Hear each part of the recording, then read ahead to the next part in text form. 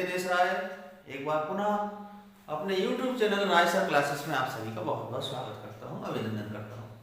बच्चों, आज हम स्टडी करेंगे intensity of electric field in broad side on position, या इसी का दूसरा नाम है equatorial position due to electric dipole. Electric dipole के कारण इक्वाटोरियल पोजीशन में हम फाइंड करेंगे इंटेंसिटी ऑफ इलेक्ट्रिक फील्ड। सबसे पहले हम डायग्राम को क्लियर करते हैं। Let AB is an electric dipole which is made by two equal and opposite charges plus Q and minus Q. Its center point is O and the distance is from A to O is L and distance between O to B also L. Where is equatorial point? Equatorial point is on the perpendicular bisector. Perpendicular bisector पर एक point है। Distance is from O to P is R and here is a point P। थोड़ी देर बाद में P लिखूंगा बेटा। अब इमेजिनेट करते हैं, we can imaginate a positive unit charge at point P। यहां पर इमेजिनेट करें थोड़ी देर के लिए, फिर मैं इसको रिमूव कर दूंगा। Now repulsion force between plus Q and positive unit charge. The direction is according to the diagram. This is the direction of repulsion force and it is also the direction of intensity and it is E1. अब हम इमेजिनेट करेंगे बेटा, plus Q को remove कर दे, suppose minus charge. Attraction force between minus q charge and positive unit charge. So this is the direction of attraction, it is also the direction of intensity E2। Since the point P is on the perpendicular bisector, इसका मतलब है बेटे ये दोनों sides है ना equal होंगी, both are equal and we know that in any triangle the angle of equal sides, opposite angle of equal sides also equal, means ये दोनों एंगल इक्वल होंगे, theta and theta. Now by exterior angle theorem इस angle को measuring करते हैं। This is angle number 1, 2 and 3. What is the value of angle number 4? This is the exterior angle. Sum of the two interior angle means angle 4 will be equal to the angle 1 and plus angle 2. So that this angle will be sum of the both angle theta and theta become 2 theta. So that यहाँ बेटा मैं 2 theta लिखूंगा थोड़ी देर के बाद। Now अब two vectors हैं, इनका रिजल्टेंट फाइंड करना है। तो आप लोगों को याद होगा 11th क्लास में हमने स्टडी की है किसकी, पैरेललोग्राम्स लॉ, और आपने टू वेक्टर्स को रिजल्टेंट फाइंड करने का मेथड सीखा होगा। रिजल्टेंट फाइंड होगा बाय द डायगोनल। डायगोनल के थ्रू, कौन सा डायगोनल, जो दोनों वेक्टर्स के कट पॉइंट से होकर जाता है, इसका मतलब बेटे ये हो जाएगा रिजल्टेंट। और अब 2 थीटा को डिवाइड करते हैं, theta and theta, total will be 2 theta. Now also we know that if a vector quantity in any angle so that it has 2 component, first is cos theta horizontal component and other is vertical component sin theta. Now here is E1 cos theta and vertical component is E1 sin theta, and also 2 component of E2.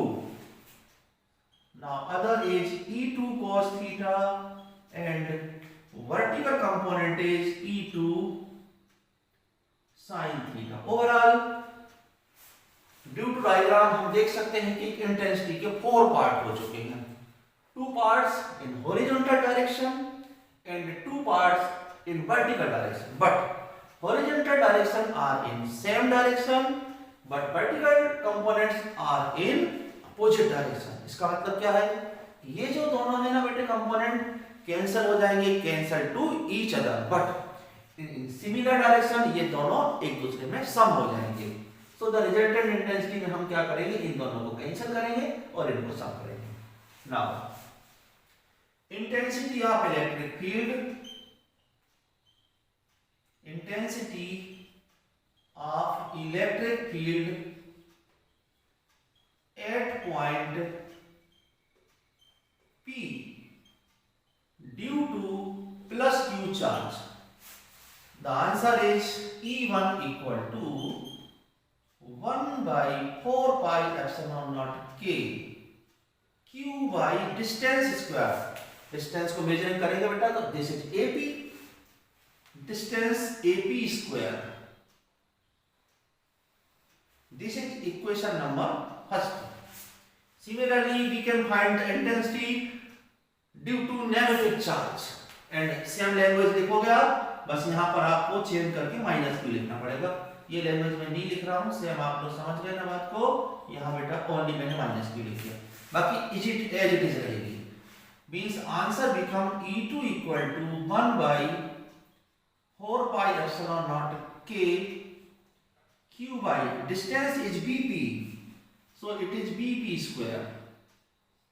This is equation number 2। It is clear that from diagram से हम clear कर सकते हैं कि resultant intensity 4 parts में divide हो गई। ये दोनों बेटा पॉजिटिव डायरेक्शन में है, so that इनको हम पॉजिटिव लेंगे। This is in the positive direction of y-axis and it is in the direction in negative y-axis।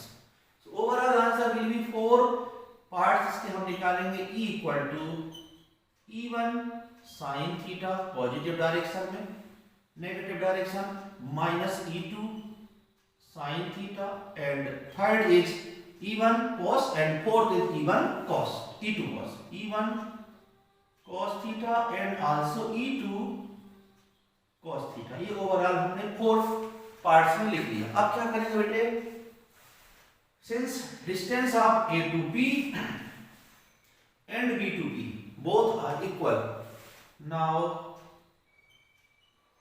AP equal to BP, AP से BP की डिस्टेंस इक्वल है, so the magnitude of E1 and E2 also equal। मतलब क्या, simple भाषा में जितना repulsion होगा बेटा उतना ही अट्रैक्शन होगा, because distance are equal. It means इसका मतलब क्या हुआ, E1 एंड E2 दोनों की वैल्यू इक्वल होगी। जैसे ही ये दोनों इक्वल होंगे ये दोनों कैंसिल हो जाएंगे और ये इनका सम हो जाएगा। Therefore E will be 2 E1 cos theta या फिर 2 E2 cos theta, both are similar, दोनों ही सिमिलर होंगे because E1 and E2 is equal. अब बेटे किसी एक को लेके हम आगे बढ़ जाएंगे, किसी एक को लेके, आप इसको लेके बढ़ सकते हो या इसको लेके बढ़ सकते हो, बोथ आर इक्वल। बट अगर हम इसको लेके चलेंगे बेटे तो वैल्यू पुट करेंगे फ्रॉम फर्स्ट से, from equation first or second, किसी एक का यूज करेंगे, so that E equal to सबसे पहले 2 लिखेंगे, फिर E1 की वैल्यू पुट करेंगे 1 by 4 pi epsilon naught K Q by distance is AP square and बचा क्या है भी cos theta। This is equation number 3।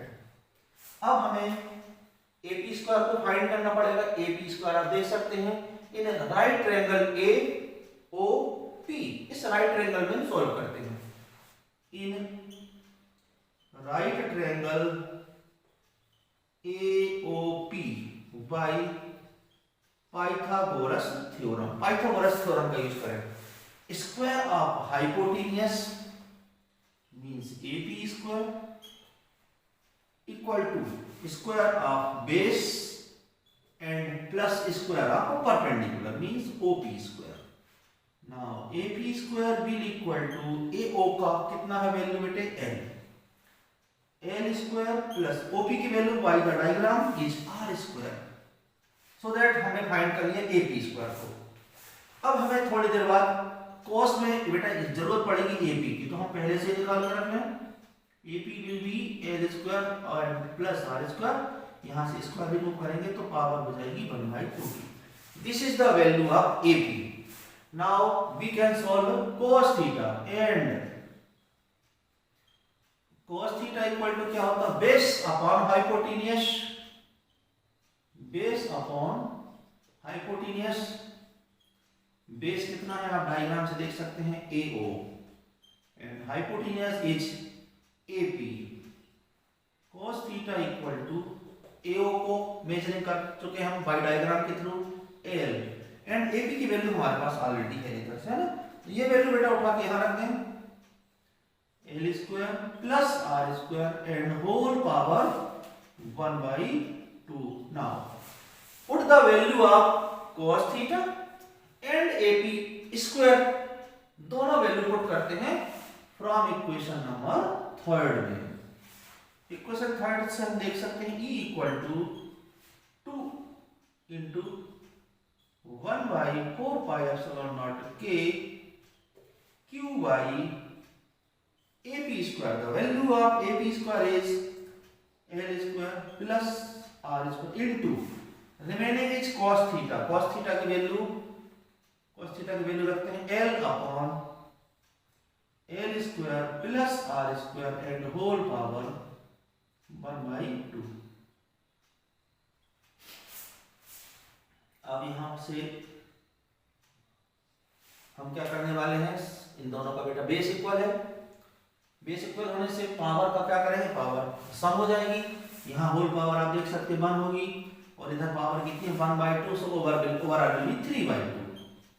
इस 2 को बेटा यहाँ ले जाएंगे, 2 को 1/4 pi epsilon naught K Q into 2 को उठा के यहाँ रख दो 12, एंड इधर बेटा मैथ्स का यूज कीजिएगा तो ओवरऑल पावर हो जाएगी 3/2। But we know that also P equal to Q into 2L, so that इसके रिप्लेस में हम P लिख सकते हैं E equal to 1/4 pi epsilon naught K, इसके रिप्लेस में हम लिख सकते हैं P upon L square plus R square and whole power 3/2।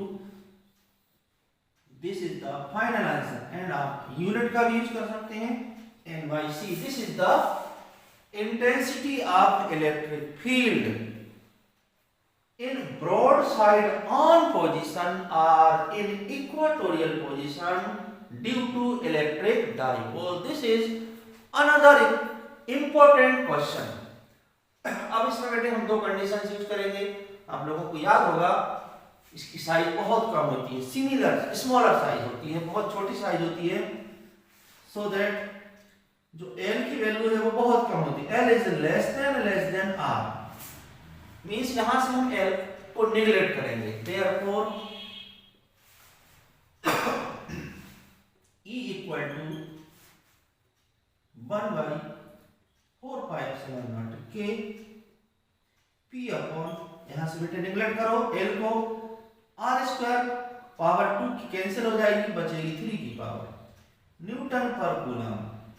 And second condition is air और वैक्यूम में K की वैल्यू 1 पुट कर देंगे आप इसमें, so that formula will be E equal to 1/4 pi epsilon naught K को हटा दीजिए बिकॉज़ K इक्वल टू 1 हो गया, and P upon L square plus, यहां से रिमूव करेंगे तो L का हम यूज नहीं करेंगे, और आप यहां से यूज करते तो L की जरूरत नहीं पड़ेगी, ओनली आप क्या लिखेंगे R न्यूटन पर कूलम। बोथ आर ट्रू, अगर आप यहां से रिमूव करेंगे तो भी आप कर सकते हैं और इधर से भी कर सकते हैं। तो this is the final answer, electric field intensity in equatorial position. अब हम बेटे नेक्स्ट क्वेश्चन की तैयारी करेंगे।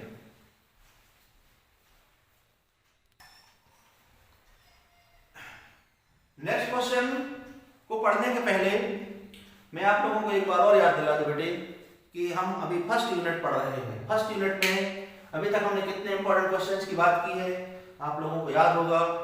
Quantization of charge, second question जो इम्पोर्टेंट क्वेश्चन आया था उसमें आपको मैंने बताया था Coulomb's law, then intensity due to point charge, then उसके बाद हम बात कर रहे हैं किसके बारे में बात कर रहे हैं, डाइपोल के बारे में बात कर रहे हैं। तो डाइपोल के थ्रू हमने बात करी, एक हमने फर्स्ट क्वेश्चन इसमें सॉल्व किया था axial position and this is the position equatorial position, और ये इक्वाटोरियल पोजीशन को हम सॉल्व कर चुके हैं। नाउ अब हम बात करेंगे सेकंड क्वेश्चन की। बेटे अब हम बात करते हैं electric flux. Question is what is electric flux and right it's type, इसके हमें टाइप भी लिखना है। What is electric flux, definition में आपको एक बार पढ़ के बताता हूं, उसके बाद फिर इसको मैं एक्सप्लेन करूंगा। Number of electric lines of force passes perpendicular through any surface is called electric flux. Link with that surface. किसी भी सरफेस से कितनी इलेक्ट्रिक लाइंस पासेस होती हैं उनके नंबर्स को कहा जाता है इलेक्ट्रिक फ्लक्स। इसको मैंने बेटे डायग्राम के थ्रू समझने का प्रयास करते हैं। Suppose that this is a conductor material provided plus q charge and charge is distributed equally on the surface of conductor। और आप जानते हैं कि इमेजिनेट करते हैं हम यूनिट पॉजिटिव चार्ज का। So what is the direction of repulsion force, this is the direction of repulsion force, it is also the direction of electric lines of force. इमेजिनेट किया था, इसको यहां से रिमूव कर देते हैं। This is the direction of electric field intensity and also these are called electric lines of force. जितने भी आप एरो देख रहे हैं ये सभी क्या है बेटे, इलेक्ट्रिक लाइंस हैं। अब इसके सामने हम इमेजिनेट करते हैं किसी सरफेस को। सपोज ये मेरे हाथ में एक सरफेस है, इस सरफेस को मैंने इस तरह से पकड़ रखा है, तो हम ऐसा मान सकते हैं कि इसकी पोजीशन अभी मतलब मैंने इसको किस तरह से रखा बेटे, इस तरह से। आप इसको यूं भी रख सकते हो, दोनों तरह से रख सकते हो, इवन आप इसको सिलेंडरिकल भी रख सकते हो, किसी भी सरफेस में आप इसको रख सकते हो। जब मैंने इसको इस कंडीशंस में रखा है तो ये जितने भी लाइंस हैं, आप मेरी फिंगर्स को देखें, फिंगर्स किस तरह का रोल यूज कर रही हैं, जैसे कि ये लाइंस हैं। तो क्या ये सारी लाइंस इसमें से क्रॉस कर जाएंगी, आपका आंसर आएगा यस। सो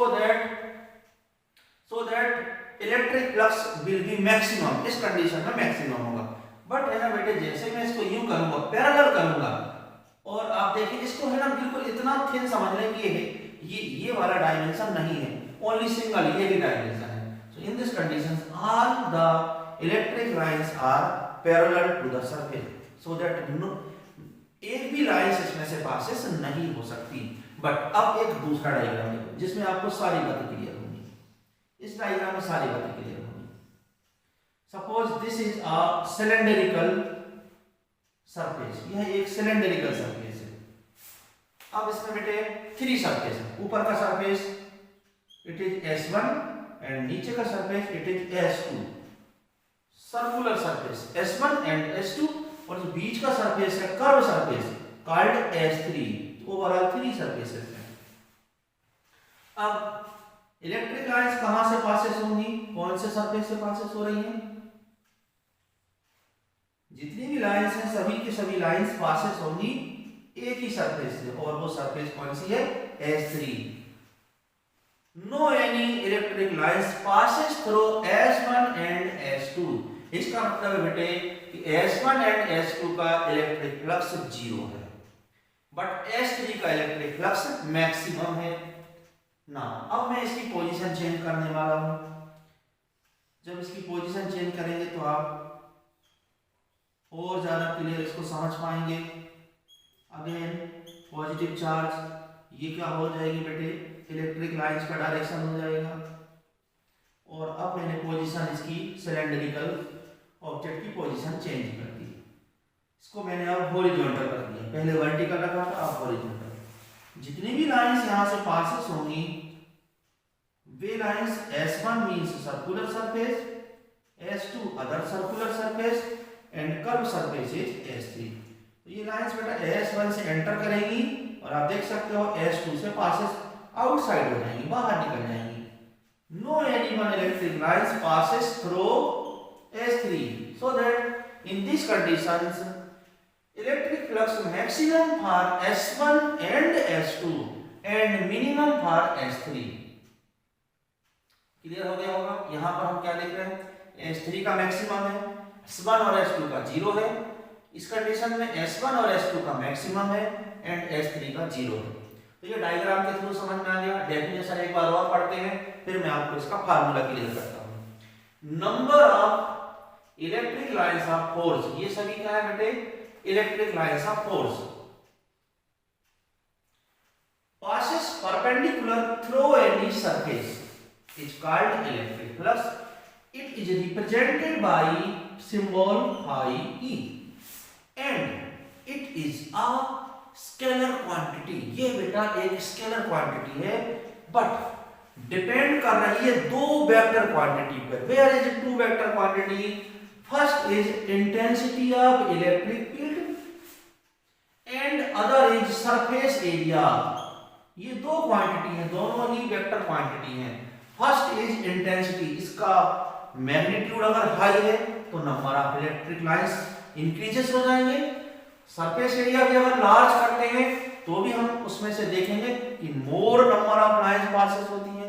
इसका मतलब है कि first quantity which is scalar quantity depend on two vector quantity. So the formula become, formula क्या हो जाएगा इसका, फार्मूला बिकम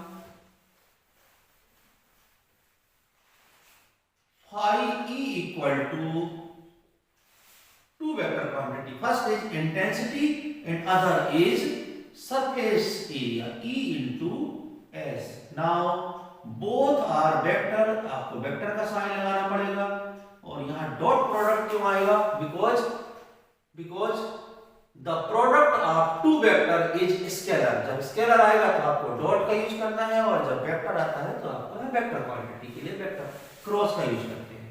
अब इसको सॉल्व करेंगे तो क्या आएगा, phi e equal to es cos theta.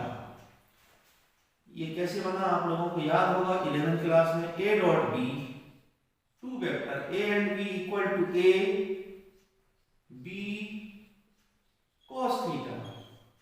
Magnitude को हटा देंगे तो बचेगा a b cos theta. a का वर्क कौन कर रहा है, e, और b के रिप्लेस में क्या है बेटा, s है। अब यहां हमें समझने का प्रयास करना है वेयर व्हाट इज थीटा, क्या है थीटा। थीटा को समझने के लिए आपको एक चीज और आपको समझना पड़ेगी बेटे कि जो सरफेस है उस पर एक परपेंडिकुलर ड्रॉ किया मैंने, दिस इज द परपेंडिकुलर। ये जो आप रेड कलर से देख रहे हैं परपेंडिकुलर है। यहां पर भी परपेंडिकुलर ड्रॉ कर दीजिए और यहां पर भी परपेंडिकुलर ड्रॉ कर दीजिए। परपेंडिकुलर किस पर ड्रॉ किया है मैंने, परपेंडिकुलर सरफेस के ऊपर ड्रॉ किया है। अब आप देखना इलेक्ट्रिक लाइंस और perpendicular both are in similar direction, so that theta की वैल्यू बेटा यहाँ 0 डिग्री आएगी। बट हम यहाँ देखेंगे, अगर यदि यहाँ देखते हैं तो परपेंडिकुलर को थोड़ा और नीचे लाते हैं, इधर कितने का एंगल बन रहा है, एंगल बन रहा है बेटा 90 डिग्री का। सिमिलरली यहाँ भी आप देखेंगे तो बनेगा एंगल कितने का, 90 डिग्री का। व्हाट इज थीटा, इसके बारे में बात करते हैं। What is theta, theta is angle between electric lines of force and angle between electric lines of force and perpendicular of the surface. Perpendicular of the surface मतलब surface के ऊपर आपको परपेंडिकुलर ड्रॉ करना है और इलेक्ट्रिक लाइंस को देखना। दोनों के बीच में जितना भी एंगल बनेगा उसे रिप्रेजेंट करेंगे किसके थ्रू, थीटा के थ्रू रिप्रेजेंट करेंगे। तो जो S3 है, S3 में हम देख सकते हैं थीटा की वैल्यू 0 डिग्री, बट S1 में थीटा कितना आपको क्लियर हो रहा है, 90 डिग्री। यही बात अगर इस डायग्राम में देखते हैं तो परपेंडिकुलर की पोजीशन बनाते हैं पहले। फर्स्ट वी ड्रॉ परपेंडिकुलर, ये परपेंडिकुलर ड्रॉ हुआ किसके ऊपर बेटे, S3 पर। ये परपेंडिकुलर ड्रॉ हुआ है S1 पर और इधर परपेंडिकुलर ड्रॉ हुआ है S2 पर। सो नाउ S1 में थीटा कितना हो जाएगा 0 डिग्री, S2 में थीटा कितना हो जाएगा 0 डिग्री, बट S3 में थीटा हो जाएगा 90 डिग्री। अब फार्मूले के थ्रू हम पता करते हैं कि S1 और S2 में इलेक्ट्रिक फ्लक्स की वैल्यू क्यों 0 है, क्यों मिनिमम है। इसके लिए आपको थीटा की वैल्यू पुट करना पड़ेगी। थीटा की वैल्यू पुट करके देखते हैं। First condition, diagram number first में हम बात करते हैं, फिर डायग्राम नंबर सेकंड की बात करेंगे। पहले फर्स्ट की बात करते हैं। If theta equal to 0 degree, theta की वैल्यू 0 डिग्री, कहां पर है थीटा की value 0 degree, it is 0 degree for surface S3। It means इसका मतलब यह है कि जो सरफेस S3 है बेटा, इसकी पोजीशन कैसी है, परपेंडिकुलर है। किसके परपेंडिकुलर है, इलेक्ट्रिक लाइंस के। It means surface is perpendicular to the electric lines. यदि सरफेस इलेक्ट्रिक लाइंस के परपेंडिकुलर है तो थीटा की वैल्यू कितनी बनती है 0 degree. What is theta, angle between electric lines and perpendicular of the surface. अब यहां बेटे थीटा की वैल्यू 0 पुट करते हैं। सो phi E equal to E as cos 0. The value of cos 0 is 1. So the answer will be E into S. This is maximum value of the electric flux.